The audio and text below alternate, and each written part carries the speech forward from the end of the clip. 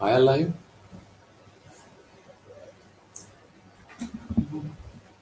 मुझे तो अच्छा भला सांस लेता हुआ दिख रहा है। मैंने कहा मुझे तो अच्छा भला सांस लेता हुआ दिख रहा है।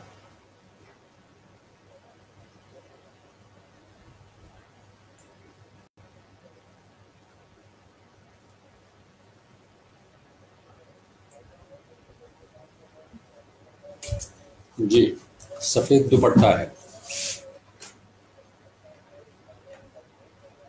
हाँ, एक मिनट मुझे बताइए, ये दुपट्टा बेहतर है या दूसरा मैं पहनता?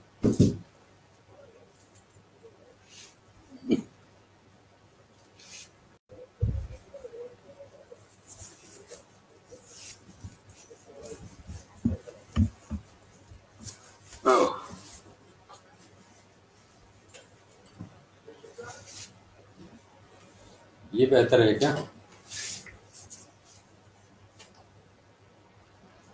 हेलो।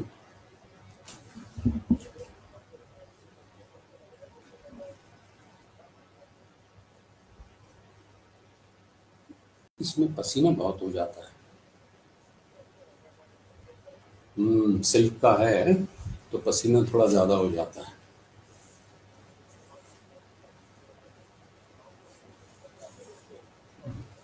और जो बोलना जो है ना, वो भी पसीने वाला है।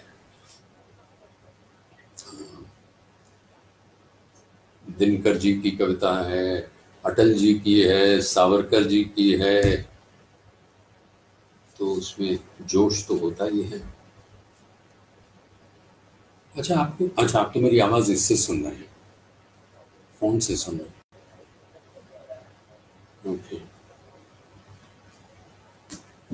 अभी क्या आवाज सुनाई दे रही है आपको? अब बेहतर सुनाई दे रही होगी।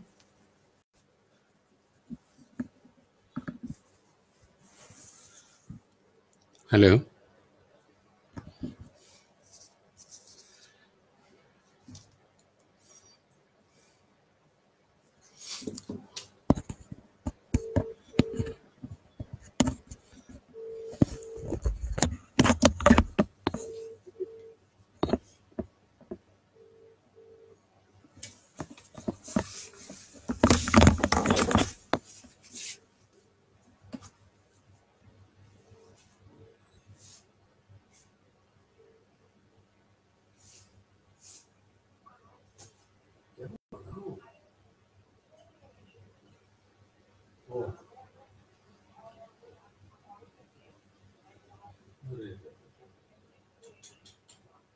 I wanted you to tell me दो दुपट्टे के कौन सा है। Already live on that. इतनी देर में लोग आ जाते हैं, आना शुरू हो गए।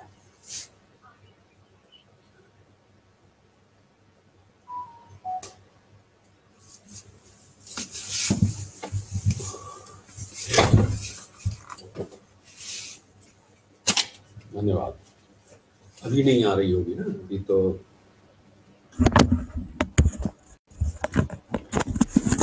ये अब आ रही होगी ठीक से।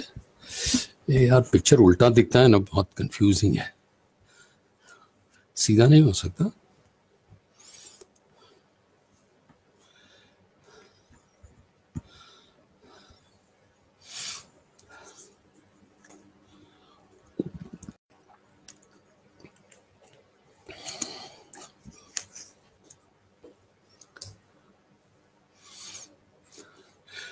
एक ये है दुपट्टा, और जिसमें मुझे ज्यादा गर्मी होती है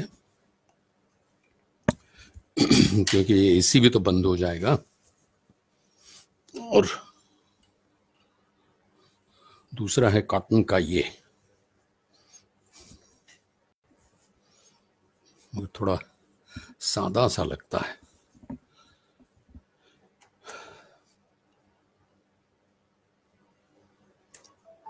What is your verdict?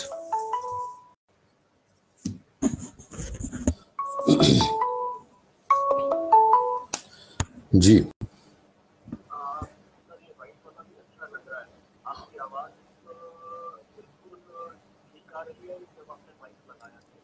तो ठीक बताए। अच्छा 9 minutes ago। हट जाऊं?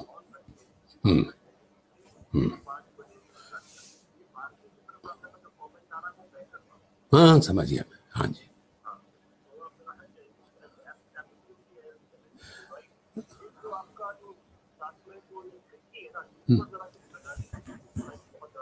ये ना, अच्छा इधर लाइट भी ऑन है, ये अगर किया तो नहीं नहीं, 1 मिनट, सॉरी, हाँ सॉरी, मैंने लाइट ऑन नहीं किया, 1 मिनट।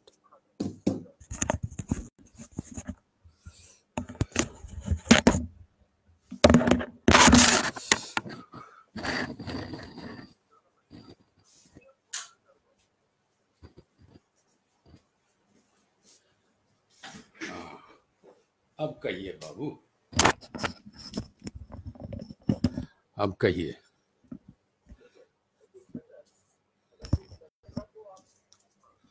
जी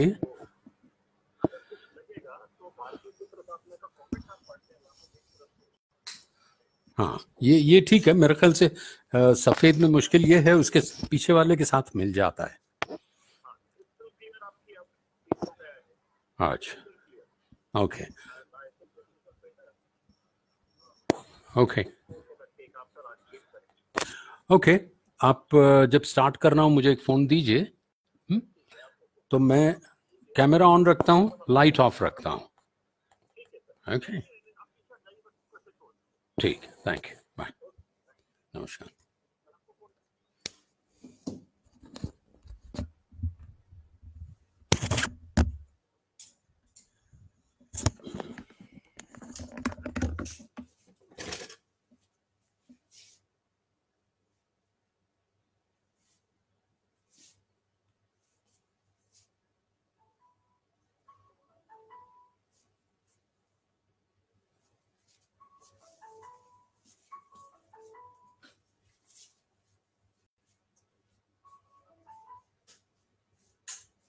हाँ वो डार्क वाला अच्छा लगता है ज़्यादा,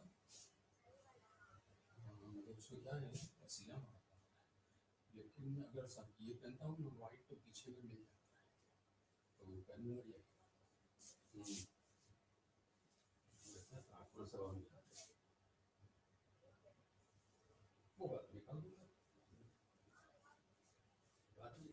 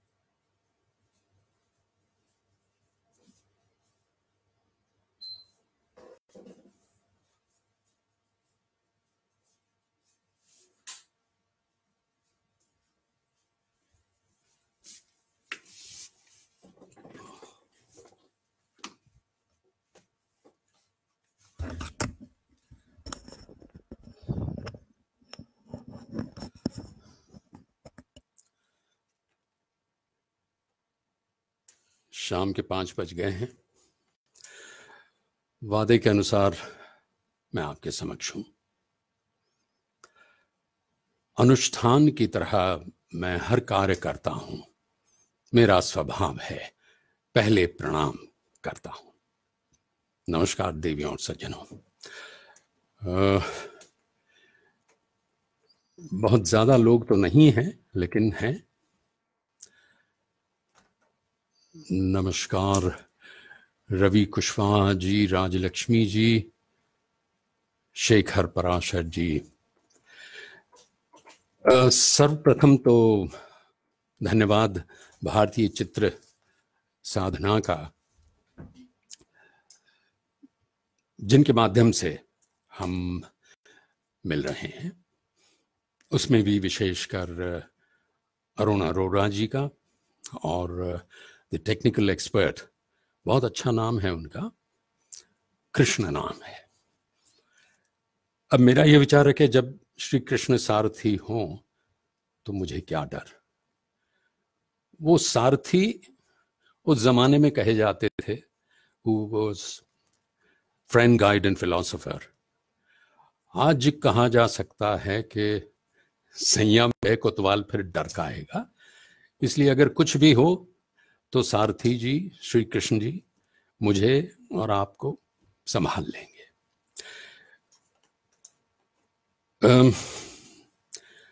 शब्द विन्यास, रोमांसिंग द वर्ड। आरंभ करता हूं मेरी स्वर्गीय पूज्य माता जी को नमन करके, विशेषकर इसलिए कि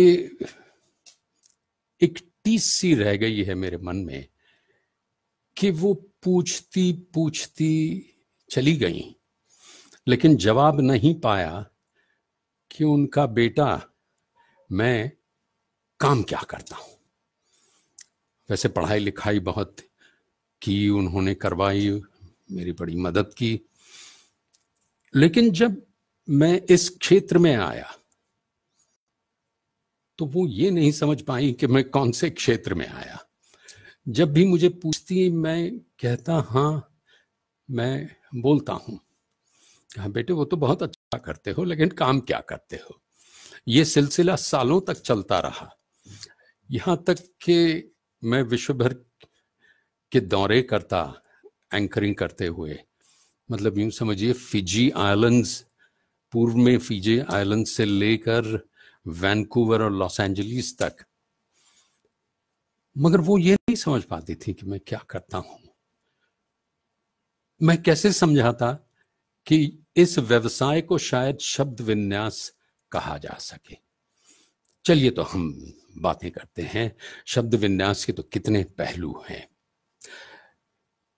क्या है शब्द विन्यास, क्यों है, कैसे है, क्या है, इसका जवाब मुझे अपने करियर में बहुत पहले मिल गया था। बल्कि ये कहना अनुचित न होगा कि मैंने अपने करियर की सही शुरुआत की उससे पहले मुझे ये पता चला कि इसके मूल में है क्या। मुझे क्या करना है ये बताने वाला तो कोई नहीं था, लेकिन हाँ दिशा निर्देश, इसकी परिभाषा बहुत कम शब्दों में, बहुत संक्षेप में मुझे मिल गई। हुआ यूं था कि मुझे किसी ने भेजा था, महेश शर्मा नाम के ऑडियो विजुअल मेकर्स थे उन दिनों। वीडियो तो था नहीं अभी, तो ऑडियो विजुअल यानी कि ट्रांसपेरेंसीज का सेट होता था। वो एक मशीन पर चलती थी, गाइडेड इलेक्ट्रॉनिकली, और साथ साथ हमारी आवाज आती थी। तो ये मेरी पहली बड़ी रिकॉर्डिंग थी। मुझे याद है ग्लैक्सो लेबोरेटरीज के लिए, यानी कि तब की बहुत बड़ी फार्मास्यूटिकल कंपनी। तो जाहिर है बहुत गलतियां हो रही थी, मैं कॉन्फिडेंट नहीं था, और वो सब सुनाई दे रहा था। शायद मुझे तो सबसे ज्यादा मुझे लग रहा था मैं सब कुछ गलत कर रहा हूं। तो किसी तरह पार हुए उसके बाद मैंने उनसे पूछा, मैंने कहा महेश जी, ये मैंने एक शब्द बहुत सुन रखा है, प्रोफेशनल वॉइस। ये प्रोफेशनल वॉइस क्या होता है? तो कहा कमाल की बात है, तो इतना नहीं जानते? मैं सुबह से शाम तक बोलता हूं, मुझे कोई पैसा नहीं देता, और तुम इतनी देर बैठ के बोले मैं तुम्हें मुआवजा दूंगा। तो मैंने कहा मतलब? तो कहा मतलब समझो ना, कि दूसरे बोलते हैं और तुम बोलते हो, उसमें कुछ अंतर होना चाहिए। और फिर उन्होंने थोड़ी संजीदगी से, थोड़ी गंभीरता से बताया कि देखो, तुम्हें स्क्रिप्ट दी जाती है, so what value are you adding to that script even while you are speaking the same words as written in the script? यानी कि सिर्फ शब्दों को सच्चाई से न पढ़ें। जिस तरह से सुरों के बीच श्रुतियां होती हैं, श्रुतियां लिखी नहीं जाती, सुर लिखे जाते हैं, नोटेशंस लिखे जाते हैं, लेकिन जो गायक गायिका श्रुतियों के साथ न जाए, उनका गायन अपूर्ण रहता है। उसी तरह शब्दों में निहित जो अर्थ है, उतना ही नहीं, पंक्तियों के बीच में छिपा जो भावार्थ है, ये जब साथ में निकलते हैं, then he said you are adding value to that script, you are adding value to the words that you are given. और ये आप मुआवजा कहिए, तारीफ कहिए, ये तब दी जाती है। बाकी हाँ, ईश्वर दत्त आवाज होती है, उसे निखारना होता है। जिस तरह गाने में सुर होता है, बोलने का भी सुर होता है। सुर चाहे एक हो, लेकिन उस सुर से हटना नहीं है। जब हम उस सुर से हटते हैं तो लोग ये तो नहीं समझते कि ये बेसुरा है, लेकिन कुछ खामी नजर आती है और इंटरेस्ट कम हो जाता है। एक और बात, करेक्ट प्रोनाउंसिएशन टर्न्स हेड्स। एक मिसाल दूं, हम कहीं समझिए किसी थिएटर में बैठे हैं, कोई स्पीच दे रहा है, और उसके बाद तालियां बजती हैं और कोई कहता है कि गुड एक्सटेम्पोर स्पीच। कोई उस पर ध्यान नहीं देता, लेकिन कोई और है जो कहता है कि हिज एक्सटेम्पररी रेंडिशन वाज एक्स्ट्राऑर्डिनरी, और पता चलता है कि सब उसकी तरफ देख रहे हैं। Heads turn. ये किसी भी भाषा में हो, करेक्ट प्रोनाउंसिएशन, सही उच्चारण, सही तलफ्फुज भाषा को, आपके रेंडिशन को, आपके बोलने को निखार देता है। आज शायद ये कहा जा सकता है कि शेक्सपियर पुरातन हो गए। हाँ, पुरातन तो होंगे। वो अकबर जितने पुरातन हैं, आपको याद दिला दूं कि शेक्सपियर और अकबर एक साथ थे। शेक्सपियर इंग्लैंड में थे, अकबर यहाँ थे। शेक्सपियर दिन रात लिखते थे, अकबर ना लिखते थे ना पढ़ते थे। शेक्सपियर ने कहा है, यानी कि वो खुद तो कुछ कहते नहीं थे, वो अपने पात्रों से कहलवाते थे। याद है Hamlet, one of his most important plays and one of his great tragedies. उसमें नाटककारों की टोली आती है और वो नाटक का मंचन करते हैं। प्रिंस ऑफ डेनमार्क, और वो अच्छी तरह से नहीं, मंचन अच्छा नहीं करते, तो उन्हें वो सलाह देता है हैमलेट। तब वो, संक्षेप में कुछ एक दो वाक्य हैं, तब वो कहता है कि let your own discretion be your tutor. सीखो तो अपनी गलतियों से।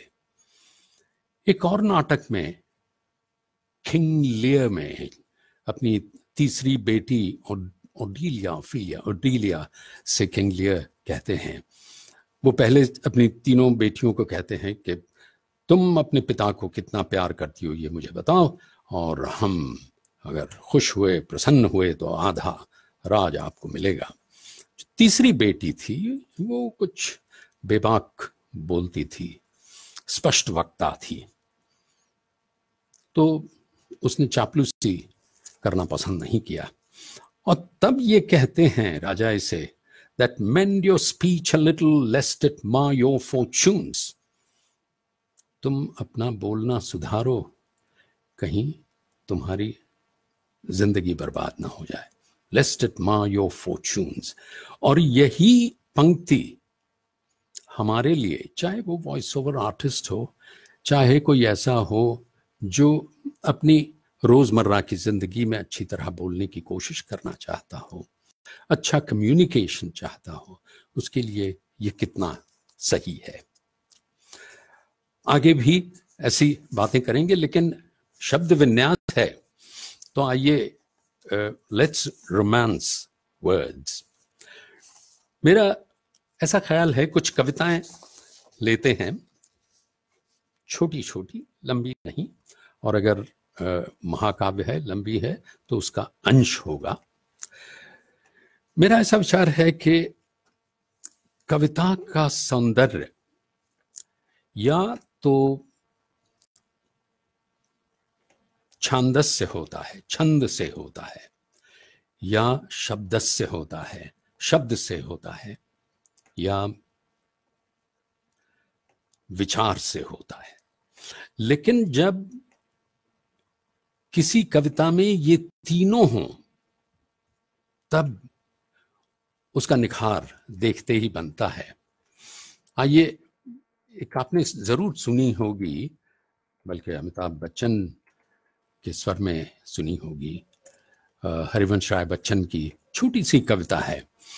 अगर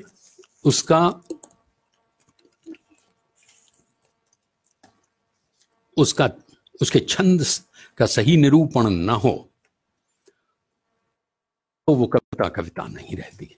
हालांकि है वो अछांदस्य। जीवन की आपाधापी में कब वक्त मिला कुछ देर कहीं पर बैठ कभी ये सोच सकूं, क्या किया कहा माना उसमें क्या बुरा भला। जिस दिन मेरी चेतना जगी मैंने देखा मैं खड़ा हुआ हूं इस दुनिया के मेले में, हर एक यहां पर लगा हुआ है अपनी अपनी देले में। कुछ देर रहा हक्का बक्का भौचक्का सा आ गया कहां जाऊं किस जा, फिर एक तरफ से आया ही कुछ धक्का सा, मैंने भी बहना शुरू किया उस रेले में। जीवन की आपाधापी में जो किया कहा माना उसमें क्या भला बुरा। दूसरी एक आपने शायद पढ़ी होगी, आजकल महाभारत फिर से छाया हुआ है। कुछ विक्रम ध्वस्त कर रहा है, रिकॉर्ड ब्रेक कर रहा है। शायद विश्व में पहली बार एक धारावाहिक एक साथ चार चैनल्स पर चलाया जा रहा है, जो पूर्ण सत्य नहीं है, अर्ध सत्य है, क्योंकि 4 मुख्य धारा की चैनल्स के अलावा एक DTS यानी कि डायरेक्ट टू होम सर्विस जो है टाटा स्काई, वो भी चला रहे हैं, और कुछ अन्य रीजनल लैंग्वेजेस में भी चल रहा है। उसके ऊपर उसके एक विशेष प्रसंग, दरअसल उसके एक बहुत ही महत्वपूर्ण पात्र कर्ण पर महान कवि रामधारी सिंह दिनकर जी ने कविता लिखी है, नाम है रश्मि रथी। उसमें एक प्रसंग है, अब तो सबको शायद याद होगा वो प्रसंग, कि महाभारत कुरुक्षेत्र का युद्ध रोकने के लिए कई उपाय किए जा रहे हैं और बहुत सारा उत्तरदायित्व श्री कृष्ण पर है। तो श्री कृष्ण एक प्रस्ताव लेकर जाते हैं दुर्योधन के पास। ये अंतिम है, जिसे कहते हैं डू और डाई। अगर ये प्रस्ताव उसने नहीं माना तब तो युद्ध होगा ही। तो उसका वर्णन कितना सुंदर किया हुआ है कि वर्षों तक वन में घूम घूम बाधा विघ्नों को चूम चूम, सह धूप घाम पानी पत्थर, पांडव आए कुछ और निखर। सौभाग्यन सब दिन सोता है, देखें आगे क्या होता है। मैत्री की राह बताने को, सबको सुमार्ग पर लाने को, दुर्योधन को समझाने को, भीषण विध्वंस बचाने को, भगवान हस्तिनापुर आए, पांडव का संदेशा लाए। संदेशा क्या था कि दो न्याय अगर तो आधा दो, पर इसमें भी यदि बाधा हो तो दे दो केवल 5 ग्राम। रखो अपनी धरती तमाम, हम वहीं खुशी से खाएंगे, परिजन पर असी न उठाएंगे। हम अपने परिवार पर तलवार नहीं उठाएंगे, हम 5 ग्राम में रहेंगे, परिजन पर असी न उठाएंगे। दुर्योधन वो भी दे न सका, आशीष समाज की ले न सका, उल्टे हरि को बांधने चला, जो था असाध्य साधने चला। जब नाश मनुज पर छाता है, पहले विवेक मर जाता है। हरि ने भीषण हुंकार किया, अपना स्वरूप विस्तार किया, डगमग डगमग दिग्गज बोले, भगवान कुपित होकर बोले, जंजीर बढ़ाकर साध मुझे, हाँ हाँ दुर्योधन बांध मुझे। ये देख पवन मुझ में लय है, ये देख गगन मुझ में लय है, मुझ में विलीन झंकार सकल, मुझ में लय है संसार सकल। अमरत्व फूलता है मुझ में, संहार झूलता है मुझ में। उदयाचल मेरा दीप्त भाल, भूमंडल वक्ष स्थल विशाल, मुझ परिधि बंध को घेरे हैं, मैं नाक मेरु पग मेरे हैं।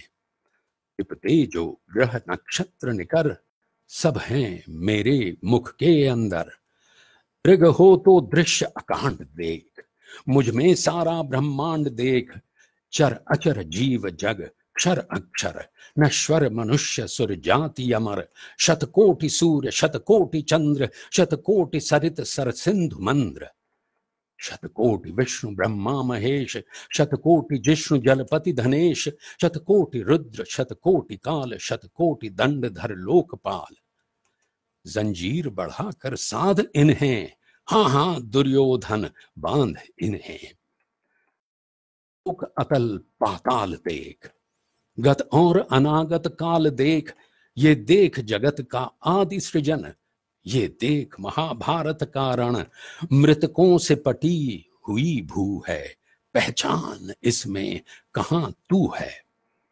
अंबर में कुंतल जाल देख, पद के नीचे पाताल देख। मुट्ठी में तीनों काल देख, मेरा स्वरूप विकराल देख। सब जन्म मुझी से पाते हैं, फिर लौट मुझी में आते हैं। कितनी सुंदर कविता है, कितना सुंदर छंद है, कितना सुंदर विचार है। जैसे मैंने कहा कि शब्दों में गहन अर्थ है और पंक्तियों के बीच भावार्थ है।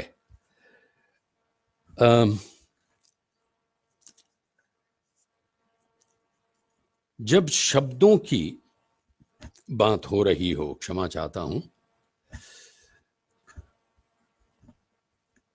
बालों का विकराल रूप देख। जब शब्दों की बात हो रही हो तो एक कानून हमेशा याद रहे, सर पर जितने बाल कम उतनी बड़ी कंघी। जी, जब शब्दों की बात हो रही हो तो हम शब्दों के महारथी प्रेमचंद जी को कैसे भूल सकते हैं। लेकिन क्या हिंदी साहित्य के कह सकते हैं मुख्य पथ प्रदर्शक एक प्रमुख पथ प्रदर्शक, उनकी ईदगाह से लेकर कफन गोदान से लेकर निर्मला तक का रसास्वाद हमने लिया होगा, हिंदी में या अपनी अपनी भाषाओं में। लेकिन प्रेमचंद जी के बारे में कुछ लेखन मिलना दुर्लभ है। हाँ, उनके सुपुत्र ने, अमृत राय जी ने, उनकी जीवनी लिखी है, बड़ा अच्छा नाम है, शीर्षक कलम का सिपाही, बहुत मोटी सी एक ग्रंथ है, पढ़ने लायक। लेकिन उनके बारे में कुछ लिखा हुआ बहुत कम मिलता है। और प्रेमचंद जी और कविता, मेरे ध्यान में कविता तो उन्होंने नहीं लिखी, लेकिन स्वयं ना लिखी हो, लेकिन उनकी कृतियों और पात्र का वर्णन करते हुए एक छोटी सी कविता पढ़ने में आई, आपके साथ साझा करना चाहता हूं। लेखक हैं डॉक्टर दशरथ मसानिया, ब्रिज की तरफ के लगते हैं। इसमें ब्रिज की माटी की सुगंध है इनकी भाषा में। सन 1880 लमही सुंदर ग्राम, वाराणसी के पास लमही ग्राम है। हिंदी साहित्य रसिकों के लिए यात्रा धाम माना जाएगा। सन 1880 लमही सुंदर ग्राम, प्रेमचंद को जन्म भयो हिंदी साहित्य काम। परमेश्वर पंचन बसे प्रेमचंद कही बात, हल्कू कंबल बिन मरे वही पूस की रात। पूस की रात में खेतों की रखवाली करते हुए एक कंबल की आशा में बेचारा हल्कू मर जाता है। परमेश्वर पंचन बसे प्रेमचंद कही बात, हल्कू कंबल बिन मरे वही पूस की रात। सिलिया को भरमाए के पंडित करता पाप, धर्म ज्ञान की आड़ में मनमानी चुपचाप। बेटी बुधिया मर गई कफन न पायो अंग, घीसू माधु झूमते मधुशाला के संग। होरी धनिया मर गए कर न सके गोदान, जीवन भर मेहनत करी प्रेमचंद वरदान। मुन्नी तो तरसत रही आभूषण नहीं पाई, झुनिया गोबर घूमते बिन शिक्षा के माही। बेटी निर्मला कह रही कन्या दीजे मेल, जीवन भर को मरण है ब्याह होए बेमेल। पंच बसे परमात्मा खाला लिए बुलाए, शेखा झुम्मन देखते अलगू करते न्याय। यानी कि उनकी जो मुख्य कृतियां हैं, मुख्य कृतियां और उनके पात्र एक साथ आ गए इस छोटी सी कविता में, which is a tribute to the great writer Premchand ji. अब प्रेमचंद जी का एक शब्द चित्र, पेन पिक्चर, बहुत ही सुविख्यात व्यंग्यकार हरिशंकर परसाई ने लिखा है। उसमें व्यंग भी है, टीस भी है, दर्द भी है।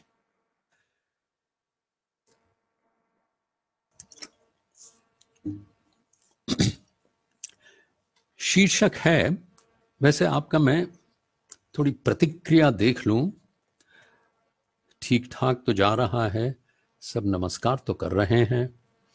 राकेश मित्तल जी नमस्कार, आदित्य सिंह जी, सत्यम मिश्रा, कोई आपकी फरमाइश हो, कोई आपकी टिप्पणी हो, कोई आपकी कमेंट हो, सुरभि भट्ट, रिचा एम, विराज भंडारकर, अरे ये तो मेरी मुंह बोली बहन है, नमस्कार, नमस्कारा, कर्नाटक की हैं। अरे भाई विराज जी, आप शायद आजकल मेरा कन्नड़ा में बोला हुआ महाभारत का प्रोमो सुन रही होंगी टीवी पर। आकाशादित्य लामा, स्वागत है आपका। हरीश जी नमस्कार। रवि आहूजा, ये कहीं दिल्ली के मशहूर डॉक्टर रवि आहूजा तो नहीं? अभी तो मेरे दांत में दर्द नहीं है। कुमकुम भाटिया जी नमस्कार।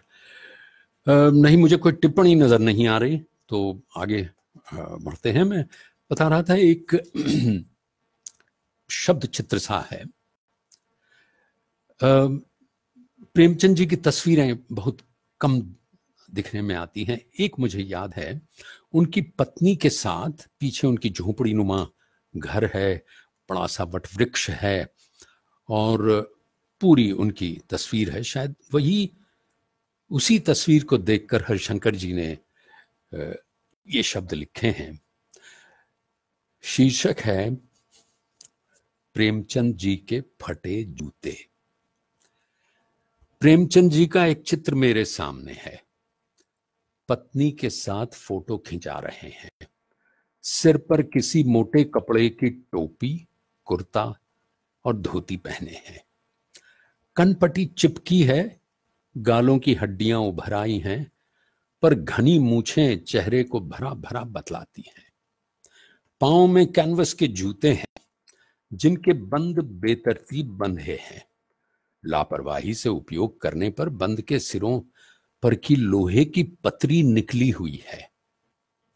दाहिने पांव का जूता ठीक है, मगर बाएं पांव के जूते में बड़ा छेद हो गया है जिसमें से अंगुली बाहर निकल आई है। मेरी दृष्टि इस जूते पर अटक गई है। सोचता हूं फोटो खिंचवाने की अगर ये पोशाक है तो पहनने की कैसी होगी। नहीं, इस आदमी की अलग अलग पोशाकें नहीं होंगी। इसमें पोशाकें बदलने का गुण नहीं है। ये जैसा है वैसा ही फोटो में खिंच जाता है। मैं चेहरे की तरफ देखता हूं। क्या तुम्हें मालूम है मेरे साहित्यिक पुरखे, वो प्रेमचंद जी को संबोधन करते हैं कि हे मेरे साहित्य पुरखे, क्या तुम्हें मालूम है कि तुम्हारा जूता फट गया है और अंगुली बाहर दिख रही है, मगर फिर भी तुम्हारे चेहरे पर बड़ी बेपरवाही है, बड़ा विश्वास है। फोटोग्राफर ने जब रेडी प्लीज कहा होगा तब परंपरा के अनुसार तुमने मुस्कान लाने की कोशिश की होगी। दर्द के गहरे कुएं के तल में कहीं पड़ी मुस्कान को धीरे धीरे खींचकर ऊपर निकाल रहे होंगे कि बीच में ही क्लिक करके फोटोग्राफर ने थैंक यू कह दिया होगा। तुम फोटो का महत्व नहीं समझते। समझते होते तो किसी से फोटो खिंचाने के लिए जूते मांग लेते। लोग तो मांगे के कोट से वर दिखाई करते हैं और मांगे की मोटर से बारात निकालते हैं। फोटो खिंचाने के लिए तो बीवी तक मांग ली जाती है, तुमसे जूते ही मांगते नहीं बने। तुम फोटो का महत्व नहीं जानते। लोग तो इत्र चुपड़ कर फोटो खिंचाते हैं जिससे गंदे से गंदे आदमी की फोटो भी खुशबू देती है। टोपी 8 आने में मिल जाती है और जूते उस जमाने में भी 5 रुपए से कम में क्या मिलते होंगे। जूता हमेशा टोपी से कीमती रहा है। अब तो जूते की कीमत और बढ़ गई है और एक जूते पर 25 टोपियां निछावर होती हैं। मेरा जूता भी कोई अच्छा नहीं है, यूं ऊपर से अच्छा दिखता है, अंगुली बाहर नहीं निकलती पर अंगूठे के नीचे तला फट गया है। अंगूठा जमीन से घिसता है और पैनी मिट्टी पर कभी रगड़ खाकर लहू लुहान भी हो जाता है। पूरा तला गिर जाएगा, पूरा पंजा छिल जाएगा, मगर अंगुली बाहर नहीं दिखेगी। तुम्हारी अंगुली दिखती है पर पांव सुरक्षित है। मेरी अंगुली ढकी है पर पंजा नीचे घिस रहा है। तुम पर्दे का महत्व नहीं जानते। हम पर्दे पर कुर्बान हो रहे हैं। पर अब मैं समझता हूं, तुम्हारे फटे जूते की जबान समझता हूं, अंगुली का इशारा समझता हूं, तुम्हारी व्यंग मुस्कान समझता हूं कि क्यों तुम महान कथाकार, उपन्यास सम्राट, युग प्रवर्तक जाने क्या क्या कहलाते थे, मगर फोटो में तुम्हारा जूता फटा हुआ है। यह है इनका अंत कि क्यों तुम महान कथाकार, उपन्यास सम्राट, युग प्रवर्तक जाने क्या क्या कहलाते थे, मगर फोटो में तुम्हारा जूता फटा हुआ है। प्रेमचंद का असल नाम था धनपत राय, उनके पुत्र का नाम अमृत राय, जो स्वयं एक साहित्यकार थे, चाहे कुछ कम सुविख्यात। प्रेमचंद जी की जीवनी, जैसे मैंने कहा, कलम का सिपाही उन्होंने लिखी। उनके अलावा उन्होंने शेक्सपियर के हैमलेट का ऐसा गैर मामूली, ऐसा असाधारण अनुवाद किया है, और अच्छी हिंदुस्तानी में, जिसमें अच्छी हिंदी भी है और उर्दू भी है, दोनों समझ में आए ऐसे, और दोनों एक दूसरे से मेल खाती हुई, जिसे गांधी जी शायद इसी को हिंदुस्तानी कहते थे। ये उन्होंने इतना अच्छा अनुवाद किया है कि लॉस्ट इन ट्रांसलेशन वाक्यांश को हम नकार देंगे। ऐसा करते हैं, let's sample just one rather popular passage from Hamlet, where the Prince of Denmark famously advises writers, actors, and in fact artists at large. First an edited English version. ये एक सीन का एक हिस्सा है, एक एक्ट के एक scene का एक हिस्सा है। I think it's a 3-act play.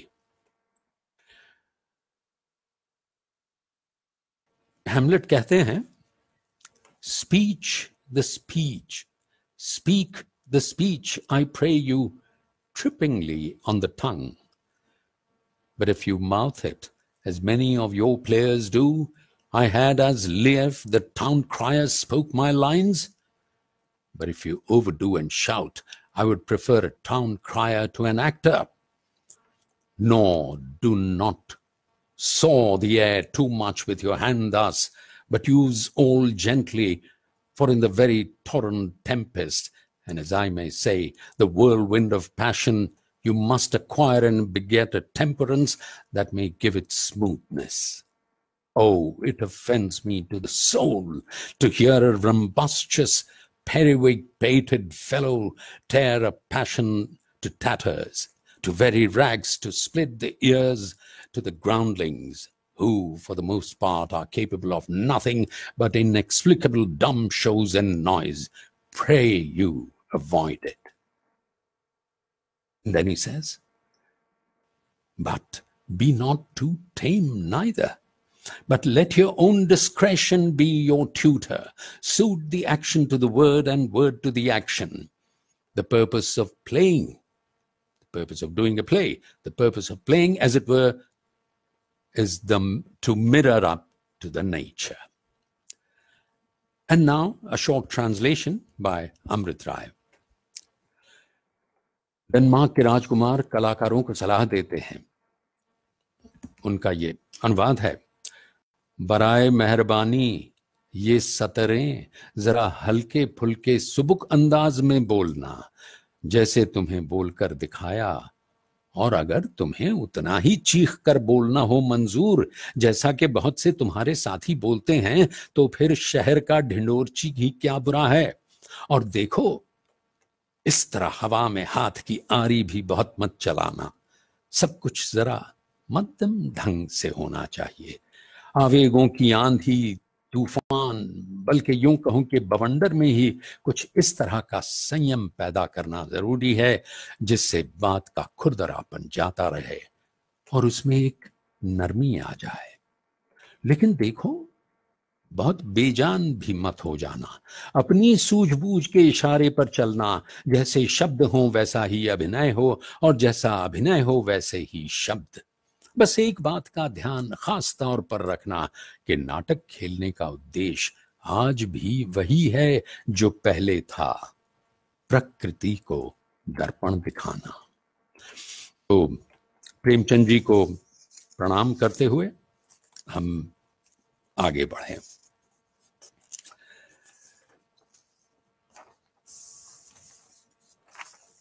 Urdu के बारे में कहा जाता है कि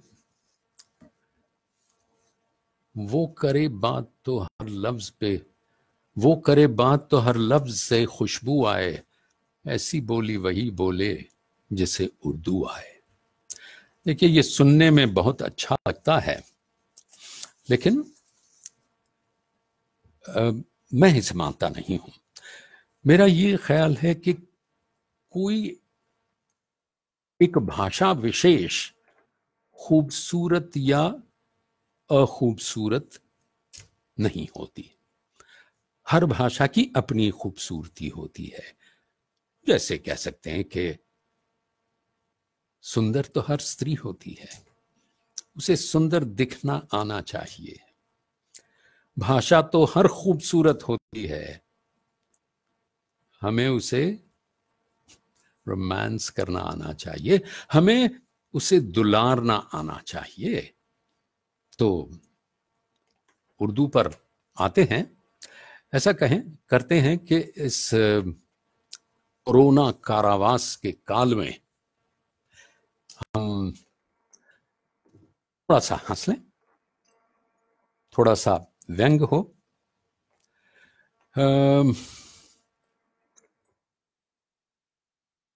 मुझे एक चीज हमेशा आश्चर्य देती रही है कि हमारा पड़ोसी देश, जहां या तो मिलिट्री शासन चलता रहा है या डेमोक्रेसी की धज्जियां उड़ती रही हैं, अभी नहीं सालों से, मगर उसी देश में व्यंग्य, तंज, ह्यूमर को हमेशा बढ़ावा दिया गया है। वहां जितने, और आबादी के अनुपात में भी अगर देखा जाए और एब्सोल्यूट नंबर में भी देखा जाए, वहां ह्यूमरिस्ट कुछ ज्यादा है। न सिर्फ लेखक ह्यूमरिस्ट, लेकिन उनको स्टेज पर लाने वाले, उनको लोगों तक पहुंचाने वाले। वहां पाकिस्तान में बहुत सालों से ये एक विधा है जो अभी यहां शुरू नहीं हुई, और जिस विधा का एक अंश है ये कार्यक्रम जो मैं प्रस्तुत कर रहा हूं, शब्द विन्यास रोमांसिंग द वर्ड, ये तो वहां कब से चल रहा है। उसका छोटा सा नाम दिया गया है पढ़ंत, और कुछ नहीं, 2-3 अच्छे कलाकार हैं जो आकर ऐसे बड़े बड़े लेखकों के, कवियों के, शायरों की कृतियां पढ़ते हैं, और वो देखने के लिए लोग 1.5 घंटे के शो में आते हैं। वैसा ही एक ये है,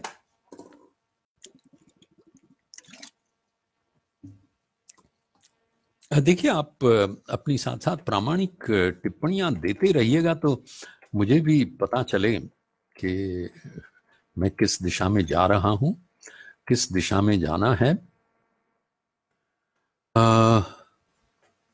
क्या बात है सुनाने का अंदाज। चेतन माथुर, धन्यवाद चेतन जी, आप स्वयं लेखक हैं, बहुत बड़े लेखक के पुत्र हैं। धर्मेंद्र तोमर, वाह, ठीक है, आई विल कंटिन्यू। इसका नाम है, देखिए ये तंज है। अब तंज में और ह्यूमर में अंतर इतना होता है, मेरा ऐसा ख्याल है कि humour can be charitable to all concerned, कि अगर मैं कुछ विनोदपूर्ण बात कर रहा हूं तो उसमें थोड़ा सा मजाक मेरा भी हो रहा है, थोड़ा किसी और का भी हो रहा है, या किसी का नहीं हो रहा है, सबकी तारीफ हो रही है, सबकी प्रशंसा हो रही है, लेकिन फिर भी उसमें से हास्य निपजता है। तंज में ऐसा नहीं है। तंज में आपको चाबुक खाने के लिए तैयार रहना होगा, और ये जो मैं पेश करने जा रहा हूं उसमें स्त्रियों के बारे में है। यानी यूं समझिए कि अगर आप फेमिनिस्ट हैं तो ये लिखने वाला मैस्कुलिनिस्ट होगा। इसका उन्वान है, शीर्षक है, बड़ी उम्र की औरत से शादी करना। अब एक्चुअली देखा जाए तो बड़ी उम्र की औरत से शादी करना है तो जो भी स्त्रियां सुन रही हैं, देख रही हैं इस वक्त, उनके बारे में तो ये है नहीं कि दुनिया की कोई औरत ये नहीं कहती कि मेरी उम्र ज्यादा है, मैं बड़ी उम्र की हूं, ऐसा तो हो ही नहीं सकता। हाँ जी, तो बड़ी उम्र की औरत से शादी करना। औरत इसलिए शादी करती है कि तारीफ करने के लिए एक बंदा मिल जाए, और मर्द इसलिए शादी करता है कि तारीफ किए बगैर औरत मिल जाए। वैसे घर को जन्नत बनाने के लिए शादी जरूरी है। मेरा एक दोस्त कहता है ये बात ठीक है, क्योंकि मरने के बाद ही जन्नत मिल सकती है। मेरे ख्याल में तो कंवारा अहमक होता है, बेवकूफ होता है। अगर मेरा दोस्त कहता है कि कंवारा अहमक होता है, मगर उसे अपने अहमक होने का पता तब चलता है जब वो शादी करता है। देखा जाए तो शादी का इससे बड़ा एजाज, इससे बड़ा गौरव और क्या होगा कि सिर्फ इसी सूरत में इंसान खुदा बन सकता है। और इसे शायद मजाजी खुदा कहते हैं, इसलिए कि खुदा की तरह वो सुनता तो सब है, बल्कि हर वक्त सुनता ही रहता है, लेकिन बोलता नहीं है। पहले मेरा भी यही ख्याल था कि हर औरत शादी करे मगर मर्द शादी ना करे, लेकिन अब मैं कहता हूं कि हर मर्द को बड़ी उम्र की औरत से शादी करनी चाहिए। मेरे दोस्त के ख्याल में शादी न करने की एक सूरत ये भी है, क्योंकि आप जिस औरत से कहेंगे कि मैं बड़ी उम्र की औरत से शादी करना चाहता हूं, तो वो कहेगी इसका मतलब ये हुआ कि आप मेरे साथ शादी करना नहीं चाहते। फिर बड़ी उम्र की औरत से शादी करना, वो डिपार्टमेंट ऑफ आर्कियोलॉजी, पुरातत्व विभाग, महकमा मुआशरा कदीमा, इसके बारे में मुझे याद आ गया कि हमारे मुल्क में उर्दू जबान ने क्या किस्मत पाई है कि जितनी कम समझ में आती है उतनी ज्यादा खूबसूरत लगती है। हाँ खैर, तो फिर बड़ी उम्र की औरत से शादी करना डिपार्टमेंट ऑफ आर्कियोलॉजी, पुरातत्व विभाग के मुलाजमीन, उनके कर्मचारी के लिए तो ठीक है, क्योंकि वो पुरातत्व विभाग के हैं, कि ज्यों ज्यों चीज पुरानी होती जाती है उसमें उनकी दिलचस्पी बढ़ती जाती है। बड़ी उम्र की औरत से शादी करके आप हजरत आदम अलैहिस्सलाम, यानी कि हमारे एडम एंड ईव, अगर हमारे यहाँ के कहें तो मनु और शतरूपा, कितना सुंदर नाम है। तो बड़ी उम्र की औरत से शादी करके आप एडम की तरह दुनिया के उन खुशनसीब खाविंदों में से एक होंगे जिनके यहां सांस नहीं होती, वरना तो जब तक सांस तब तक सांस। फिर आपको बीवी का हुक्म मानते हुए शर्म नहीं आएगी, क्योंकि कहा गया है कि बड़ों की हुक्म उदूली न करो। लड़के जब जवानी में बेकाबू हो जाते हैं तो बड़े बूढ़ों के पास उनका यही एक इलाज रह जाता है कि इनकी शादी कर दें। गोया हमारे यहां शादी तो इलाजे जवानी है।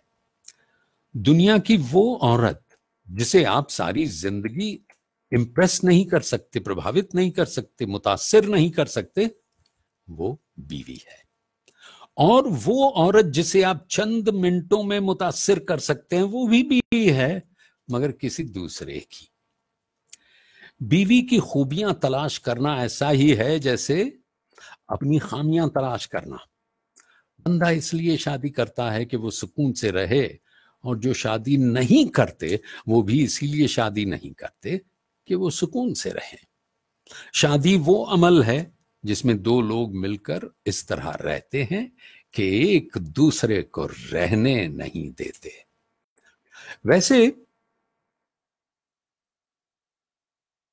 वैसे शायरों को जरूर शादी करनी चाहिए। अगर बीवी अच्छी मिल गई तो जिंदगी अच्छी हो जाएगी, बीवी अच्छी हो जाएगी। बीवी से बहस में हारने से ज्यादा बेइज्जती वाली बात है उससे बहस में जीतना। वो खाविंद को तकलीफ और मुसीबत में नहीं देख सकती, इसीलिए वो उसके विधुर होने की दुआ नहीं मांगेगी, अपना बेवा होना, अपना विधवा होना कबूल कर लेगी।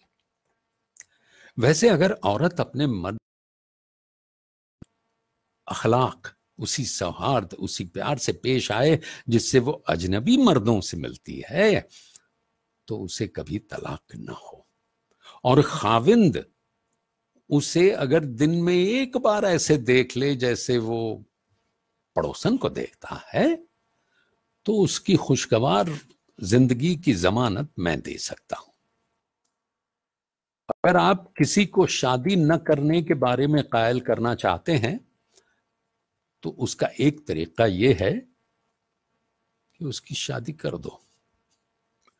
और तो और मेरे दोस्त ने भी दूसरी शादी के बाद तौबा कर ली कि अब सारी जिंदगी दूसरी शादी नहीं करूंगा।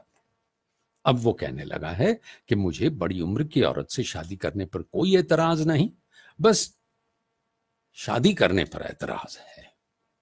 सारा दिन मुझे ये कह कह कर बेसुकून करता रहता है कि शादी न होती तो उसे कितना सुकून होता, और अब मैं भी उसकी बातों से कायल हो गया हूं कि अगर उसके वालिद, उसके मां बाप शादी न करते तो मुझे कितना सुकून मिलता। नमस्कार।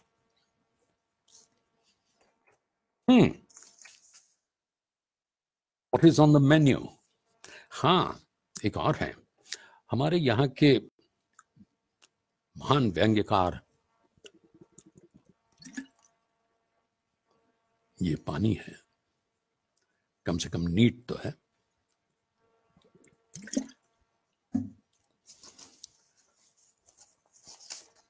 हाँ, और बहुत बड़े व्यंग्यकार शरद जोशी जी, अगर मुझे वो मिल जाए इनका लिखा, खैर।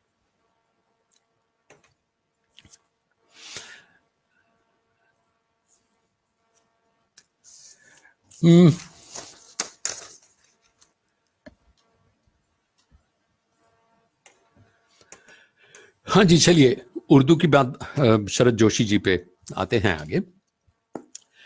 उर्दू और उर्दू के अदीबों की बात चली है, पाकिस्तान के, यहाँ के।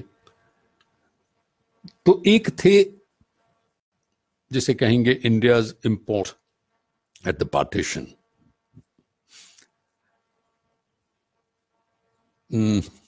सादत हसन मंटो। अब मुझे अजीब बात ये लगती है,